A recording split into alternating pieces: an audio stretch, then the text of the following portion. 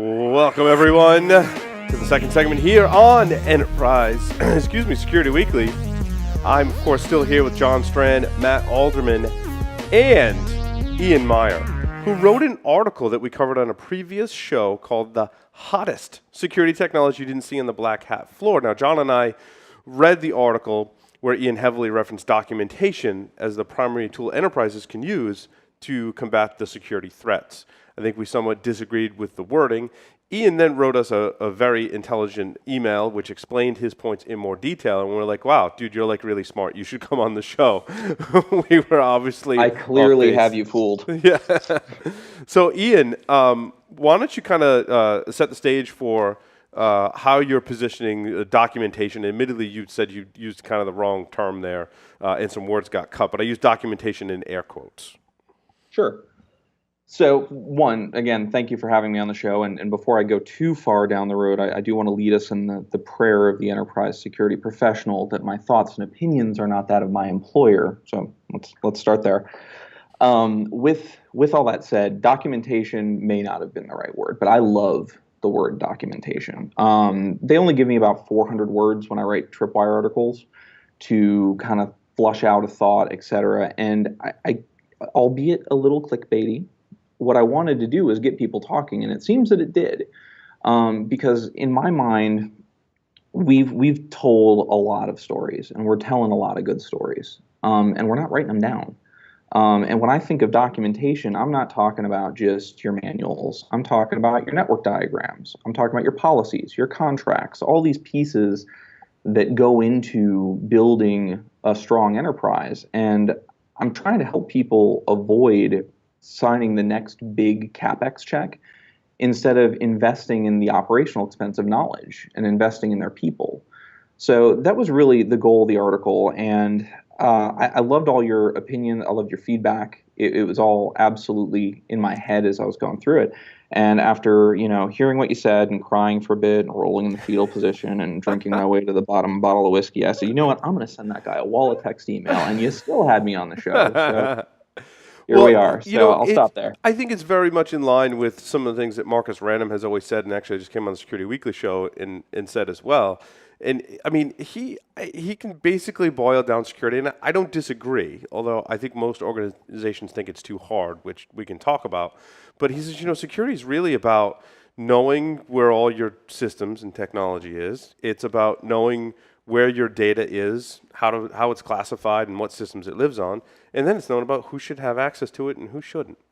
And I think fundamentally, enterprises struggle with those three things. With the basics. And they want to, like you said, Ian, go out and buy all this really cool stuff, which is nice. We like them when they buy stuff. But let's not forget about the basics, and that stuff is really hard.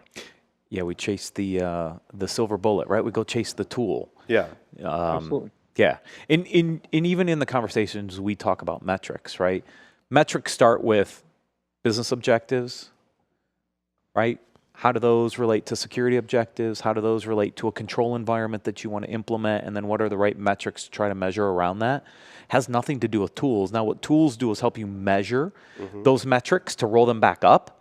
But that's probably where one of the biggest gaps is right now in security is we don't know how to take all this really, really technical data because we've implemented a lot of tools and we have all this data available, and how to actually communicate that back because we've never tried to tie that back to the business objective. Right. And so, Ian, what you're probably saying is, hey, let's start with what is it that we're trying to protect, and what are the controls we're going to implement to protect those? And therefore, then we implement a set of tools to help us measure those metrics so we can say how we're doing against the business, right? And absolutely. Yeah. Yeah, and that's one of the key pieces I was trying to get across. Again, you're going to sign that big check for the big new CapEx, and you get back, and you've done it because you've got the budget there, and you've got a team that can deploy it, but they've got 100 other things going on, and they spend all that time building the scope and figuring out what the crown jewels are and what's the problem we're trying to solve. And that was one of the points that was brought up on the podcast was what problem are we trying to solve? And I agree with that 100%. In my mind, one of the problems we need to solve, though, is making ourselves more efficient. We figured out a long time ago that lookup tables from 500 years ago with mathematics to now are faster when we want to calculate something. So you see an IP on the network, you see a tool that you want to deploy. If you've already figured out those pieces and documented them, so new people can come in, new technologies can come in, and they can get deployed efficiently and effectively, and moreover, actually use all the features. How many tools get deployed and you use 10, 15% of the features, and suddenly it's 3 years later and you're looking at a forklift refresh and you didn't use 80, 90% of the tool because you spent most of it trying to figure out the basics and how it plugs into your environment. I would add one more thing, and I think that this came out like you were only given 400 words to work with. Yeah. And that was Yeah. something that Paul and I, we talked about during the show. It's like, wow, there's a lot missing from this. And whenever you finally clarified that they basically tied your hands and blindfolded you, gave you a pencil in your mouth and said, type an article. Yeah, Joe's not quite that bad, but I'm very privileged to get to write those articles. But yeah, there is a constraint. That's fair. There is a constraint. There is a part that I think is missing. You can have a room full of monkeys typing forever, and eventually they'll kick out Shakespeare. And that's kind of how I look at documentation. There's lots of people that do it. They don't really do it right. And I think that a key component that's missing before you even get to documentation is education, is actually knowing what you're doing in information security. We look for the security tools because the security tool will think for us. We look for documentation whenever we're doing audits because we think that somebody that wrote that documentation actually knew what they were doing, instead of just copying and pasting a document from online to make it look like they have those policies in place. And ultimately, one of the bigger problems in information security that drives problems in documentation and implementation and what we do is the fact that there's a tremendous amount of ignorance in what attacks actually look like. There's a tremendous amount of ignorance in how we can actually identify those attacks. And it gets into a much larger issue whenever we start talking about SIM and some of the other things that are out there. But the core point is you have to have solid education and know what you're doing before you actually get into documentation. Yeah, one question that agree wholeheartedly. One question that I like to ask people, and it's amazing the varied responses you get, is I ask them, so like, what are your goals? For like whatever question they're asking me about security, I'm like my first question back to them is, okay, I get it, but like, so what are your goals? If they didn't describe that to me in the first part, and then some people will tell me what their goals are and it makes sense, and some people will be like, well, the goal is just to get this information and make it better and give it to these people, and I'm like, but why? And they're like, no, that's our goal, and I'm like, no, that's a requirement. That's not a goal. Well, There's so a difference. You know where most of this started, right? It started with regulations and compliance. Right? Sure. We said, somebody went out and said, you need to comply with this. And so security became kind of this implementer for checking the box on compliance. That's why I think we have some of the tools we have. And that's why people deployed some of the tools they deployed. Yeah. Compliance was a driver. Your goal is to be compliant. Right. The goal is to be compliant with what? Yeah. Pick your standard. Whatever it is. Whatever, right? And in it, you're going to give I got to go deploy a firewall. I got to deploy antivirus. I got to deploy a SIM. I got to deploy this, right? And so we took a very checkbox approach. Right. And that's how we started in the early days. I mean, there were groups out there that did security, I think, pretty well. The government and the NSA and, a lot of where our founders came from at Tenable and other things. They knew how to do security. The vast majority of the rest of the companies didn't. And security came forefront with regulations like Gramm-Leach-Bliley and PCI and HIPAA and these other things. And so we said, let me just go check a bunch of boxes. That has created an environment where we deploy lots of tools. We don't connect those tools because all we had to do was deploy it. We didn't have to actually figure out what to do with it. Now what you're starting to see, though, is with a lot more attacks, people are starting to think about security differently. That means you almost have to rethink, what are my goals? Yes. Right? Compliance is an outcome. It's not a goal. And so you have to almost step back and say, well, what is my objective here? What am I trying to do? Well, my goal is I want endpoint protection. Right. It's funny, you bring up the goals piece, and I've actually got a note written down here because it's the what problem are you trying to solve? The goal isn't to say, all right, what is this IP? Should it be talking to China? Is it part of our business process? What happens if we turn it off? That shouldn't be the goal. The goal should be able to quickly look at something and determine, is this an anomaly on the network? And how do you do that when you've got a SOC, an MSP, all these different things? Well, you have to have some sort of shared knowledge, some sort of documentation. And to John's point, absolutely. education and that documentation has to be good. A 4,000-page document that isn't useful. But you look at those use cases and consistently refine and go through it and build it and look at what problems you solve today and what problems you need to solve tomorrow. And you're going to become more efficient. You're going to become better no matter what tool you're using. Yeah, and I think the what problem you're trying to solve needs to be fleshed out a bit more. Because you go back to the endpoint example, like, oh, my goal is endpoint protection. And I'm like, well, what problem are you trying to solve? Well, our endpoints, they leave our network and we have no controls over them. Okay, but then the question is, well, who's using them and what are they accessing? Like, what exactly are you trying to Is it a sales guy who needs to get to Salesforce? Yeah. How do we? Well, he's already communicating to a cloud-based system, right? Right. What can you and can't you do there, right? Or is it something else? But it really boils back to identifying what some of those goals and objectives are.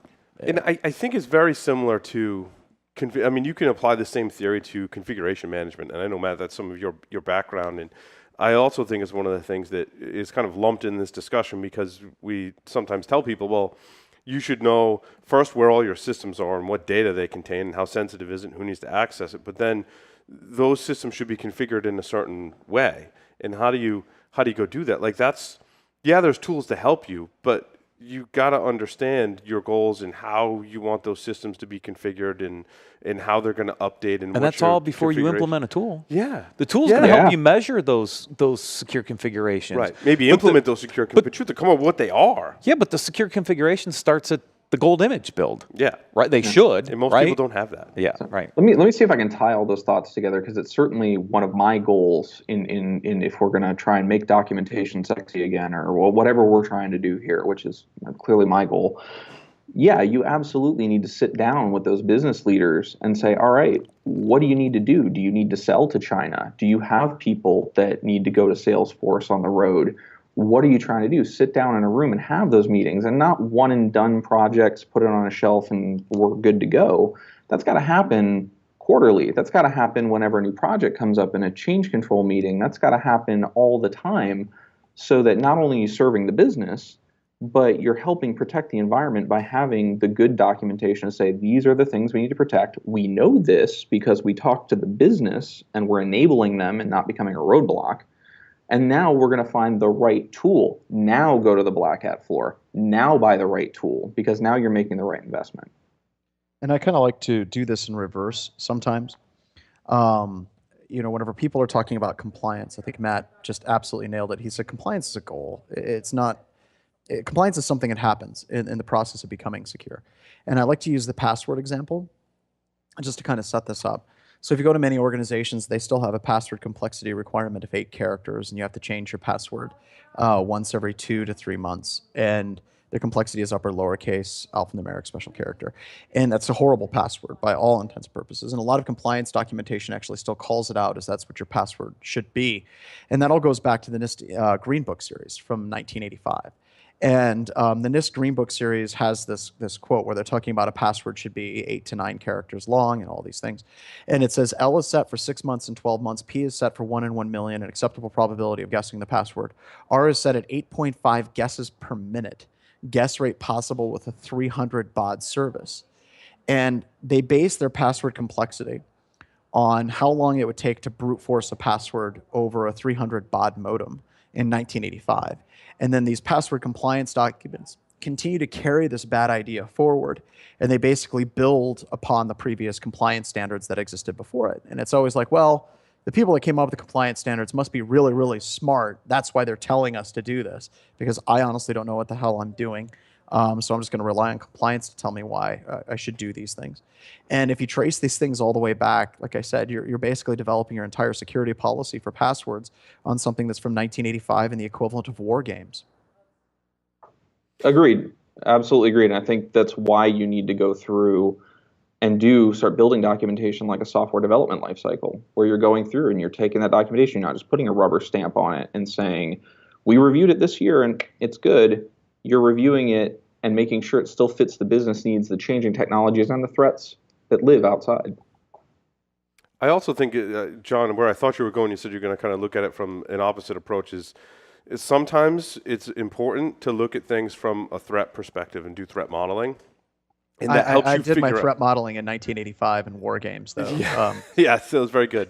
But by having that conversation with the right people can lead you to what's important, where stuff lives, who needs to access it, and that can help build your risk model as well. So don't underestimate that. Like, hey, if this went wrong, like how bad would that be Right. for the business? How bad would it be? Yeah.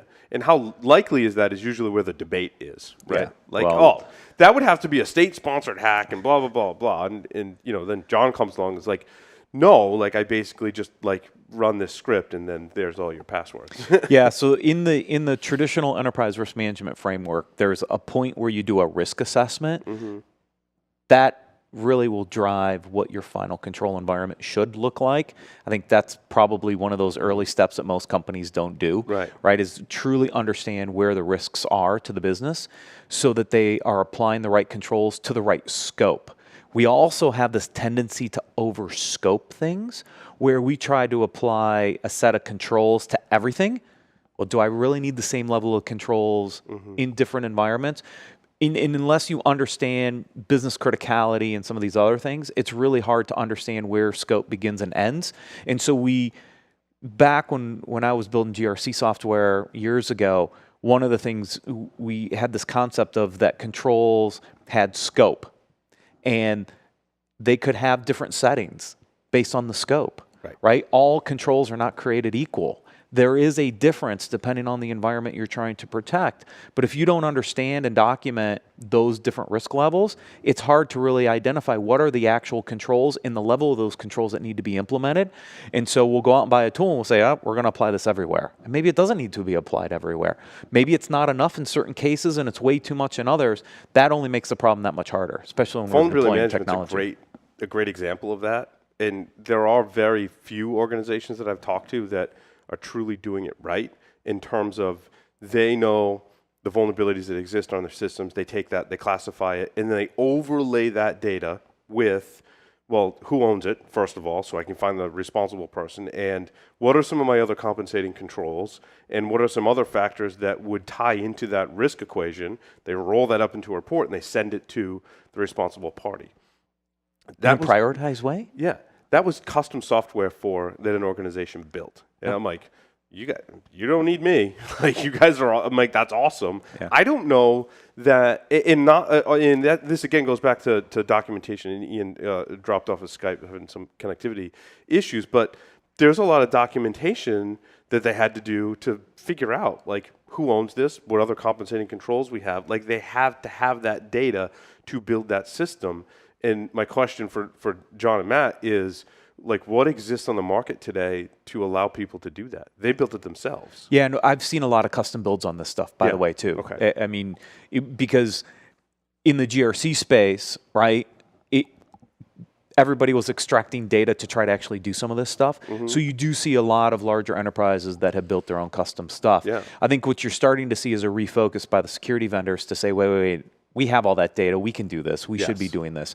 And that's why I said you're going to see a trend towards analytics and visualization of this data to better manage it, because every security vendor wants to put customers back into their interface. And it's interesting. I see it in one of two ways that we're slightly off subject, but the organization's like, well, it's a lot of resources and time and money that we spend maintaining and building our own application. Is it just as expensive or less expensive or more expensive to go get the solution from the vendor? But we also see it where they're like, we're relying on a vendor for this, but it's not giving us what we want. Like, maybe we need to go build it ourselves. So I see both sides of that coin. Yeah. I don't know. In the vulnerability management space, it's hard to get down into that level of detail from a product. I mean, I don't know. Full disclosure, I worked for Matt at Tenable. But we talked about this problem a lot. We have, and there's a lot of things that we're starting to do to try to start to address that, right? Because that's what customers are asking for now. You're right. It is hard to build it yourselves, especially when it's harder and harder to find the resources to build it, right? So I think you're going to see pressure from customers continue to have these technologies do more and more and more of that. If you go out and talk to the analysts, it's all about analytics and visualization, right? It's not about data collection But it anymore, needs some context from the user, and I often feel like there's not enough people asking for that are willing to provide that context to make your tool work correctly. And you have to make it easy. Yes. That's the other piece. Yeah. You know, the reason why if you go out and look at the GRC tools and you see the adoption of GRC tools in the broader market, you don't see that high of adoption because it's hard, right, to get all this data shoved in there.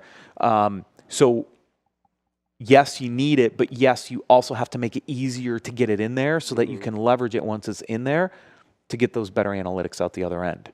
And that starts to drive a risk discussion. Yes. Right? That's what risk is, right? Risk is really tying it back to the business context and the criticality to really prioritize what are those things you should be working on. Yeah. That is a better definition of risk than just what... We need to patch everything. Right. And John, I mean, you do this with them pen tests, right? Like how many customers that they say, well, like we can't patch that, or we work with our sysadmin team and, you know, we're not happy with the rate at which they're patching things. And that is a very contentious issue right now. Across the board, I mean, I think is one of the number one problems we have in security is basically convincing people to patch, but that is such a complex onion to peel back. You know, and it kind of ties the entire show with a bow, right? That's kind of how we started. Yeah. Like with ping identity. And yeah, that happens a lot. And many times it's funny, companies come to us and are like, well, we don't know why our company isn't patching. And then we actually talk to the systems administrators and the security team. And they basically like use the AS400 example again. They're like, look, we're using the software that only works on an AS400 in this specific version. There's no way that we can actually patch this or update it or it breaks business. So, or we had one where their entire web development infrastructure was still on Windows 2000. And, you know, their manager was like, oh, you guys broke in. Wow, why does our team suck so bad at patching? And I'm like, well, that's because there's been no patches released for like 7 years for that operating system. And the developers and the systems administrators basically pointed out that their management had made the decision to continue to stay on that platform because if it ain't broke, don't fix it. So a lot of times IT administrators, security administrators know where the problems are. It's just a lot of times management doesn't necessarily have the will to actually make those changes come about.